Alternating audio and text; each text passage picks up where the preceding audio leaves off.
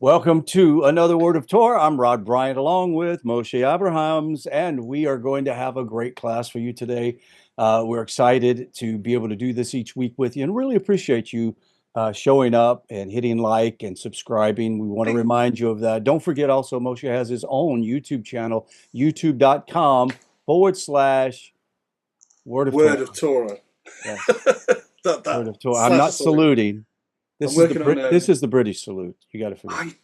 I don't know. I always think I shouldn't do it because I think it's like stolen valor or something, isn't it? You're not supposed to Yeah. salute unless you've actually done that. I haven't Right, done that. right. Yeah, so you try to avoid stolen valor at all. Just So, like give them a thumbs up or something yeah, on the yeah, side. yeah. Yeah. Hello, mate. um, I'm working on the Akeda at the moment. I'm going to do a video on the binding Oh, of that'll be Isaac. great. Because I was doing it with one of my students, and I was like, you know what, this passage, I always get excited when we get to this passage because it's so packed full of stuff and Yes. references. You're like, oh, it might be a two videoer, but it's a real fun one. Well, when you get it put out, let me know and I'll circulate it for you. Yeah, we'll do. Thank you very much. Yeah. Yeah, I'd love to. Promote your channel. Anyway, we are in the sixth chapter still of Genesis. Genesis, the Yeah. sixth chapter, or Bereshit. And we are around the 18th verse, I believe. Yes, I think this might be Correct? 19. I think we finished on 19 last time, so I think Mhm. then we'll refresh ourselves and we'll go into the new stuff. Yes. So this is God walking Noah through what he needs to do.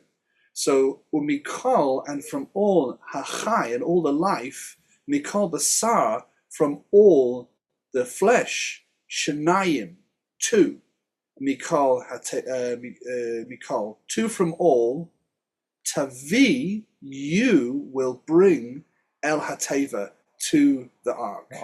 Lahachayot, to live, itach, with you. And then it says, Zakar, male, and Keva, and female, ye you, male and female, they will be. Now, we talked briefly last time about that wonderful thing that Rabbi David Foreman raises about, that a lot of things that happen in Noah are the reversal of what happens in Bereshit. In Bereshit, everything's being created, and in Noah, they're being destroyed. And of course, I remembered I didn't say that then when the floods part, it's again like creation again. It's like a new world all over again. So we'll have to look out for all these things. One of these things is in Bereshit, in Genesis, Zakar and Keva were divided. You had the Adam, the prototype, and God divided them into two, and now here they're being put back together into the ark, into this kind of almost as if going back into Gan Eden, that this little protective safe space in the middle of all this flood and destruction and death. He's gathering things together, just pop them in there for a safe little year inside a box, and then out you come, and we'll start a new world. So it's no wonder that there's been so many kind of films and stories and books which have this idea of an ark and have this idea of a little safe bubble in the middle of epic destruction, isn't it? Because it's so interesting, that idea of, Yeah, it's almost akin to giving birth, a woman carrying a child and giving totally, birth. Yeah, like yeah, creation is duplicated or repeated every time a woman gives birth. That's really interesting. yeah. Yeah. Oh, I love that. I love that as an analogy. The word for womb in Hebrew is racham, which Hmm. is resh chet mem. And so sometimes we talk about, there were two babies fighting in her womb, and that's Hmm. beten, that's the belly. But the actual word for the womb is rachem. And that's where we get rachmanas, which is Really? loving kindness and compassion. Yeah, so that love that God has for us is like the love of a womb, Wow. because it surrounds you and it feeds you and it nurtures you and it keeps you Right. safe. So the idea that the teva, that the ark, is also like a womb that has everything you need in it, and you're being carried through the dangerous places by the infinite creator that loves Yeah, you. it's beautiful. Yeah. Me'haof leminehu, from the flying things to his kind, or min habahema, and from the big mammals, lemina, to her kind. It's interesting that it's giving us genders in Right. whose kind it is, Mikol Remes al Ha'adamel, all crawly things. Leminehu, we get to be the crawly ones. Yes. Shanayim Mikol, two from all. Yavo'u Elecha, they will come. Sorry, I thought it was going to be bring, but it's missing that yard that tells us Hifil. This is the raw come. So he will come would be Yavo. Yavo'u, this u pluralizes who's doing it. So they will come. So a minute ago, God commanded Noah that he should bring. We had Tavi, you will bring. And now he's saying they will come. So Well, it's interesting. I wonder what why there are two different words being used. Because why wouldn't he repeat and say, "And you will bring" instead of "they will come"? Does it mean that the animals gathered themselves? Yes, yes, It seems that way, right? absolutely. And even though they're two different words with the same root. So it's the same process being described, but the first time it's described as Noach doing it, the second time it's they're doing it. So exactly you say, it's very deliberately two different versions of the same thing. Right. And what happens at a certain point is God says they came to Noach as God had commanded Noach. And it's like, how are you commanding Noach for something else to do a task?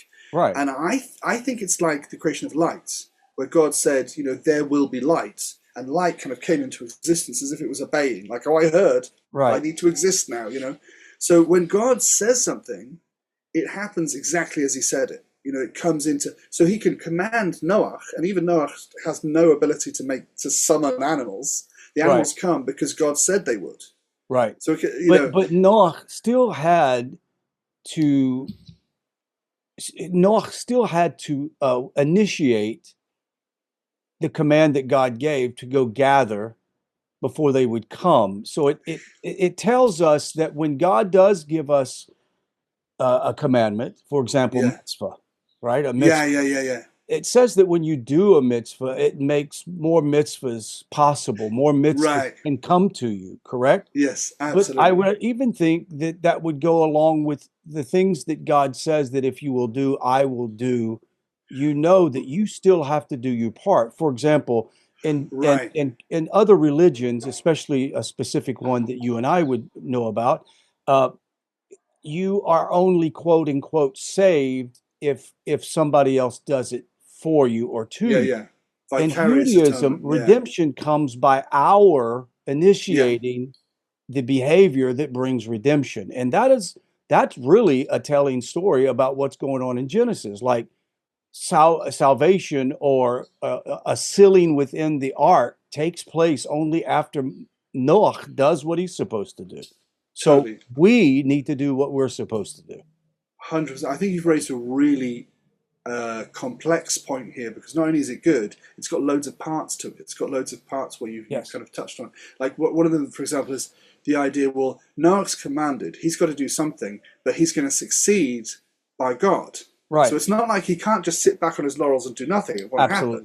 But once he starts to act, God has decided you will be successful. So sometimes when the commandment is intimidating, like if somebody decides they're going to start doing this holy thing, but they're kind of scared that there might be a problem with their family, or that people might reject them, or whatever, so you're like, I'm trying to do what I think God wants me to do. Don't worry about it. Just trying is enough. Absolutely. The success is out of your hands. Just do the best you can do, and if it's supposed to be your thing, it'll succeed, and if it's not, it won't, and that's okay. Right. Like the thing with the doctors. I think you and I have spoken this before, that a doctor who has the opportunity to save lives, So if this doctor does everything he possibly can to save a life, and the person still dies, it's as if they've saved the life, even as a person. Because at the end of the day, it's God who decides who lives and dies. So you as a doctor do your best, and if it's their time to live, then they'll live. If it's their time to die, they'll die. Right. But equally, the other case, the opposite is also true. That if you kind of, go in there and use half your tuchus that day, if you kind of do, that's the result you'll get. Right. You may have neglected them so that they could die, but if God decides they live, it's still as if that person is killed. Right. Because they neglected their responsibility. So you've got to do your best, and then leave it to the Kadosh Baruch, Right. leave it to the Holy One, blessed be He, that He decides what. Absolutely. And that's when we discover that even a mitzvah, an act that you do to fulfill a commandment of God, and you're not able to completely succeed,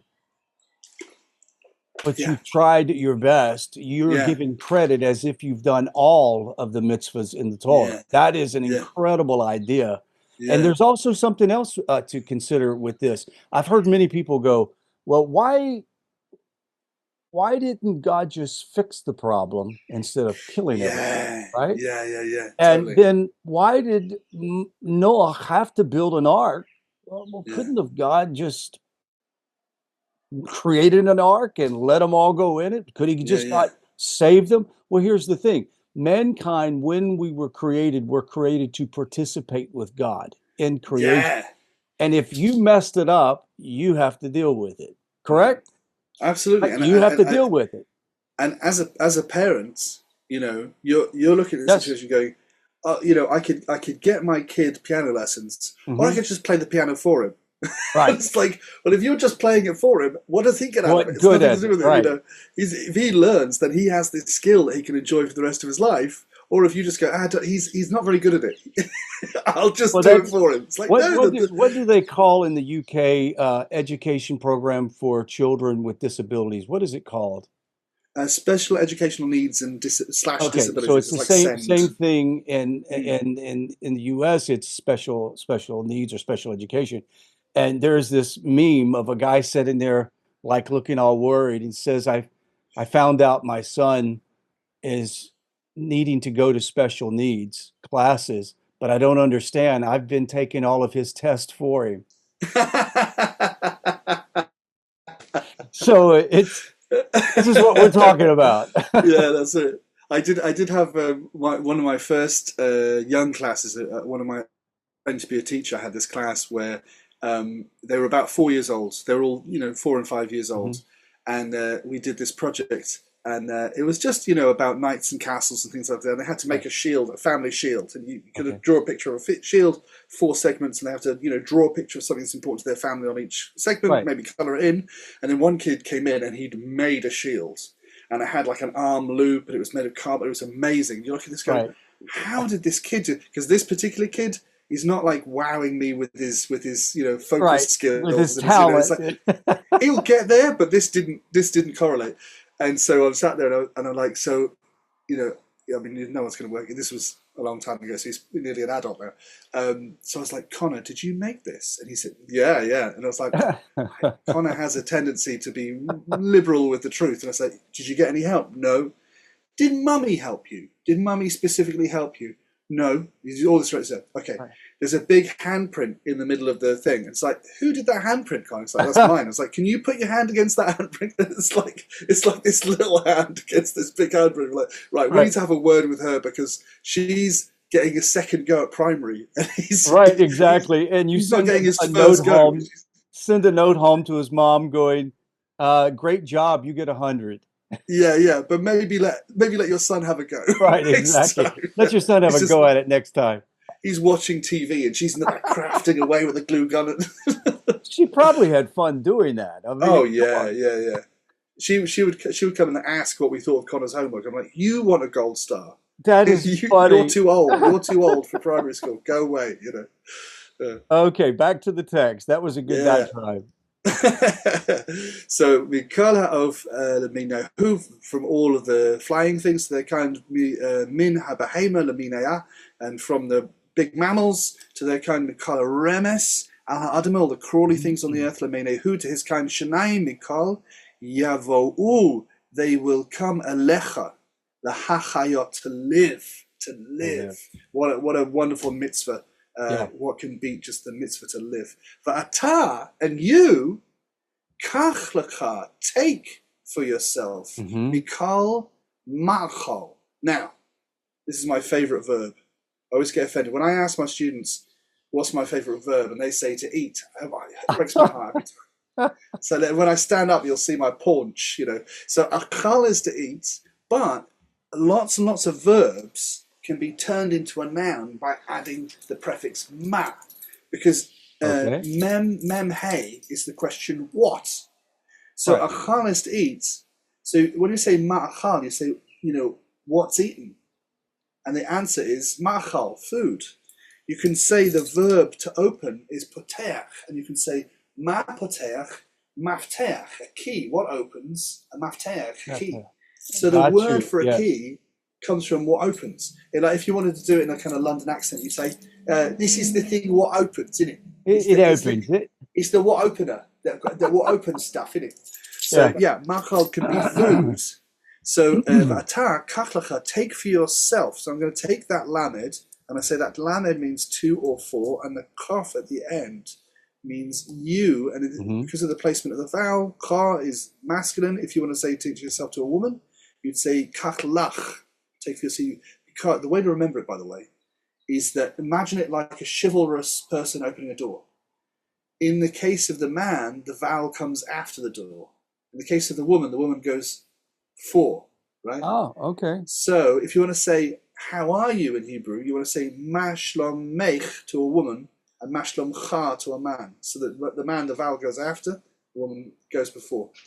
If you want to say, what's your name? Name is shame. So you can say mashim cha to a man, mashmech to a woman. So Gotcha. the woman's vowel goes before the kaf and the male's goes after the kaf. So lecha, to you or for you, to a man. So v'ata kach and you take for yourself mikal machal, from the food, asher. I always tell my students, this is my exciting, boring word, because it's boring because it just means that or which. But the reason it's called is whenever you see that, it means there's going to be more information about the thing. So it's like connective tissue, always connected to more information. Ma'achal asher, the food that ye'akel, will be eaten. Va'asafta. Now this will remind you of someone special. This is from the patriarchs and the children of the patriarchs. This is the name of somebody who gathers and piles up grain.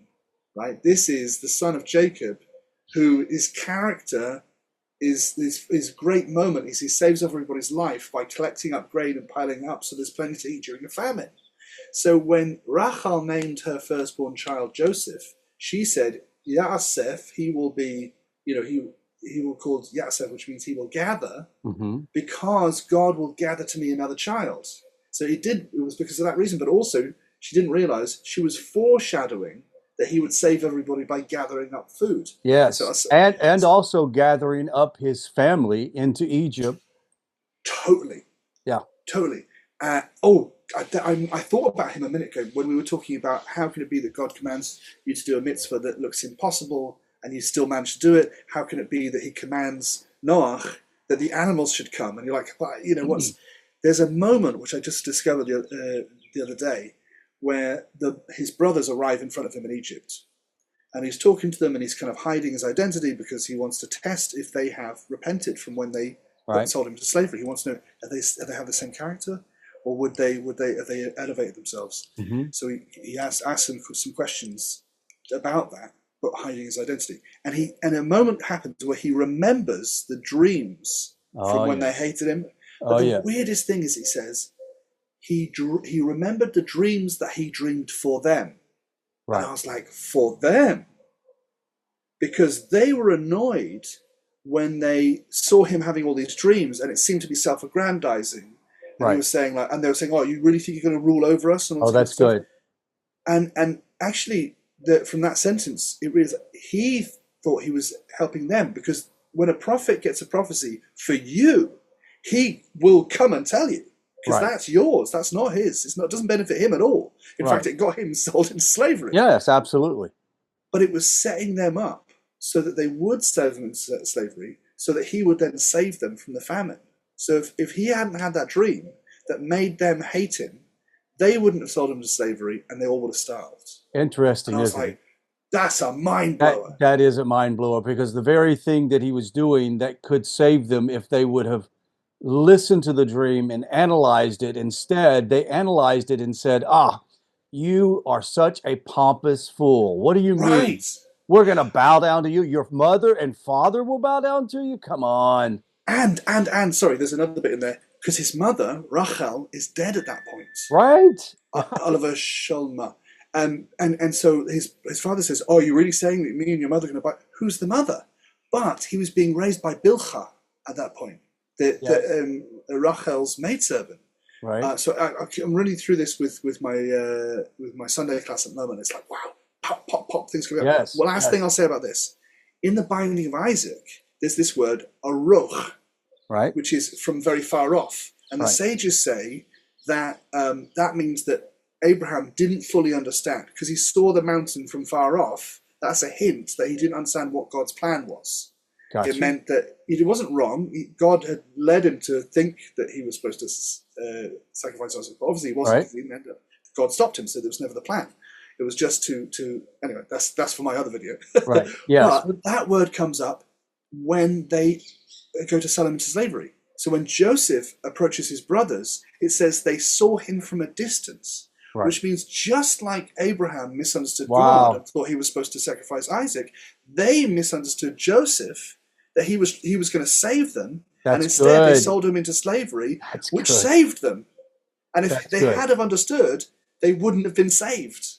Right. So, wow. So we need to understand there's a valuable lesson, a personal one for all of us, and that is sometimes in your pursuit of goodness and doing things to please Hashem, we're not really sure if what you're doing is working or if you just feel uneasy about it. But just know that the process is the secret. Just do the process. Yes. Do the process. Yeah. Don't worry about. I'm always saying to Hashem, I just don't know what to do. Right. Right. Does this work? Am I doing the right thing here? And so you have to just do the process and let him work out the details. That's incredible. Yeah. This is good. Good. Okay, let's move on. Yeah, sorry, we keep on taking on tangents, but I hope it's not. I hope that people don't tune us out because we go on tangents. Yeah. Okay, so take for yourselves from all the food that will be eaten, and gather. Now, this gather, by the way, normally you have asaf, which is to gather or to pile up. You have ta, which means you did it in the past. Mm-hmm. Right? That's a past tense, so you did gather.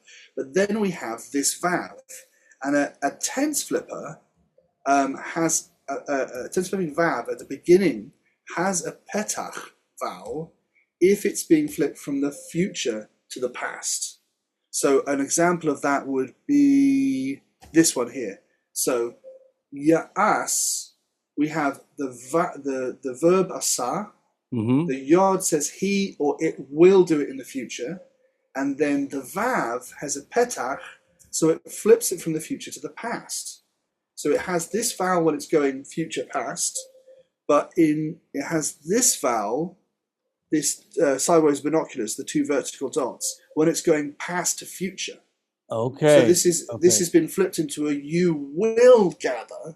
So when you see the two dots, remember, and I think you gave this illustration the other day, you're looking through binoculars into the future. In the future, yes. That was your analogy, and I love it. I'm stealing it. I think it was yours. Was it mine? Okay, well, I'll take it.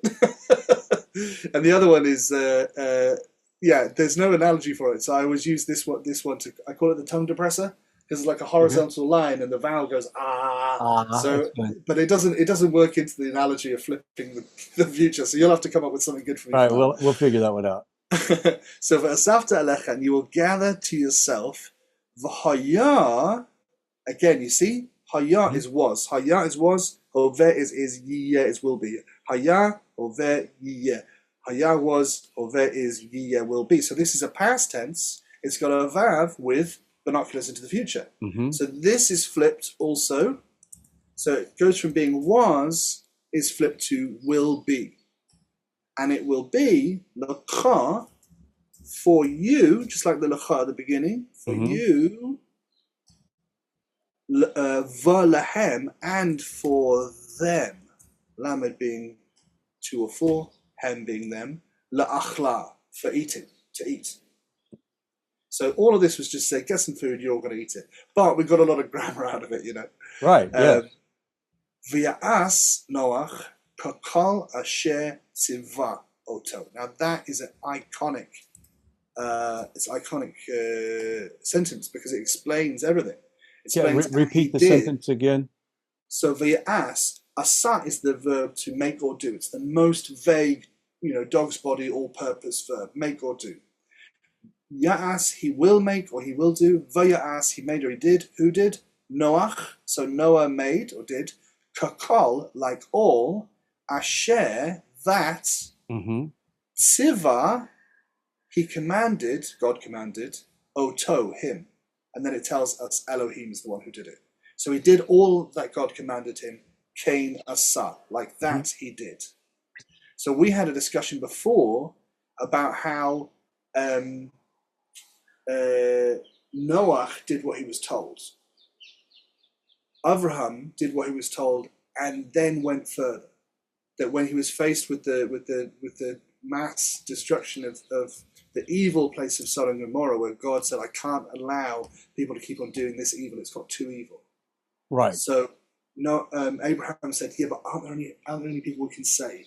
He didn't argue against killing the people who were murdering and raping and torturing people, all this evil stuff that's being done. He's like, that's in your hands, but is there anyone I can save? And he was so desperate to save someone good. He was so, his heart was for everybody. He wanted to do good. That was his muzzle. That he was saying, yeah, but what if there's this many? And God's like, there aren't. So what about this many? What about this many? And eventually God leaves because he's so moved by Abraham, his desperate plea to save somebody from this city, that the sages say if he stayed any longer, he would have just cancelled the whole thing, and that would have left the violence in the world, which means that violence would have propagated again. So sometimes you have to nip that violence in the bud and say that can't be allowed to continue. Right. That has to stop for future generations' sake. And so God went, I'm going to have to leave. And he leaves right in the middle of the conversation. He just goes up. Right? So, V'yomer Adonai leNoach, and said did God to Noach, Bo, come, Ata v'kol beitecha, you and all your house, El Hateva, to the ark. Just make that red because I want the possessive suffixes to be red and the doing suffixes to be blue. So come, you and all your house, to the ark. Ki, because Odcha, you, Ra'iti, I saw, Tzaddik lifnai b'dor hazeh, a righteous in this generation.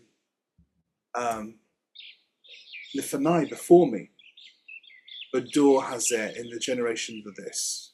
So that's us finishing off chapter 6 and starting on chapter 7. And just as we go through, I'm just changing this yard here because this is before me. So the yard refers, God is saying it, he's saying before me.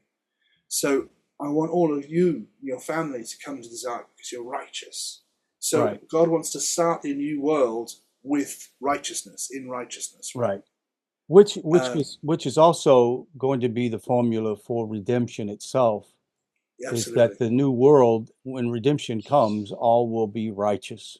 Yeah. At whatever level, they will be righteous.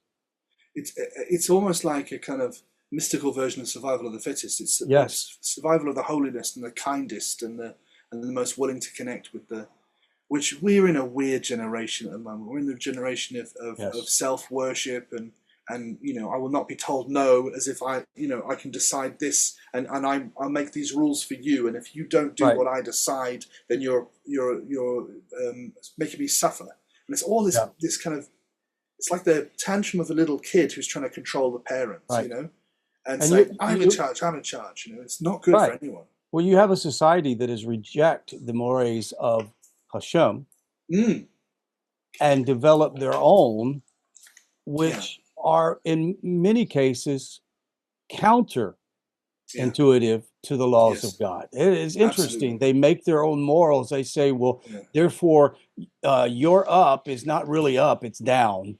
And your right is not really right, it's relative. I'm right. It's just an odd situation. And it's consistent. They accuse you of whatever they do.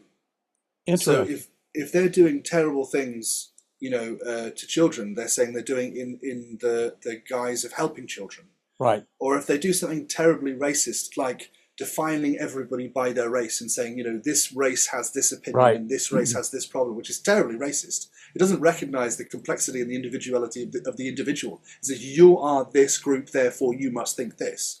Racist. But Right. if you don't agree, you're a racist. I think So that there's is. this, Go ahead. that subversion, that desire, It exactly is. like say, to turn everything on its head, to find whatever it is and say this is the right thing to do. I really think they probably believe it on most Oh, levels, but absolutely. there's a little bit inside that tells you you're wrong, and I think that's why they seem so miserable. There Because is they, there is a idea, and I don't want it to be taken wrong. Every religion has some people that what I call self-righteous. yeah, There's nothing wrong with being righteous unto yourself, yeah, do yeah. the You should right act thing. righteous, not just believe you're Right. righteous. You But should try and get there. self-righteousness also translates over into the religion of secularism Yeah, and anti-God. yeah, And they therefore say, you need to do it my way, or yeah, you need to be killed, or you need to go away, or whatever yeah, it may yeah, be. But yeah, it's a self-righteousness, and yeah, we need to in, imbue ourselves or endow ourselves with the righteousness of God. yeah, That is the yeah. deal, not our own righteousness, but the No, righteousness of God, which in essence, I love to say this, that I I am not capable of doing on my own what God has asked me to do. yeah, And that is the result of doing on my own what God would, or the result that I would want from God. The only way that I can be righteous is to do what God is or what he calls as righteous. Other than that, yeah, my yeah, actions are just actions. yeah. And also to not assume that you know it. I once encountered this guy who was very much trying to be holy, Hmm. but he had kind of got a bad angle on it, and he would always interrupt himself with his internal conversation with God, where he'd say, "Why are you doing this to me, Lord? Why are you doing this to me? I want to do this, and you're doing this," and he was always saying like he was having, and God told me this, and God told me that, and I thought this is really dangerous because you're It putting is. words in the mouth of God. It is. And actually, this guy was a lovely guy, but he wasn't at a prophet level. But Right. he couldn't distinguish between his own thoughts and what he was saying were the thoughts of God. And I was like, the danger is you could get yourself all kinds of crazy ideas Absolutely. because, Yeah. well, I guess I better have faith. I better have faith and obey this thought that I've just had that I'm assigning to God. And it's like, whoa, slow down. Absolutely. I have used have fellowship, have communion, check it against the Bible, check it against your family and friends. If they start saying you might be a little bit crazy, just consider you might be crazy. right, right. Well, I used to say that the people that I thought were the most spiritual, the Yeah, most holy, because they did these things. God said yeah, this to me. I said to God this, and he said to do this, yeah, and yeah, God yeah, revealed this to me. I hate to say it, but it's mental. It really is mental because, well, I know we're going to upset some people, so I don't want to go any yeah, further, but it's yeah. mental. Like, But that's some chutzpah to say that God told me something, yeah, but he yeah, hasn't told anybody else that, and he's not for sure said it in his Bible in the Torah. yeah, yeah. You want to start from first principles. Right. You want to That's start with the good. simple things and work out from there. I just one thing because of the way he said it, by what he told you, and he didn't. I heard from a group. I used to pray in the interfaith chaplaincy in the university where I was, and I Okay. heard these Christian girls all telling the same story that they'd all have this experience. They'd gone to like a Christian summer camp, and a young fella who had taken a shine to them came over to them, and one of them said, this guy came over and he said, "I think that God is telling me that we should be together."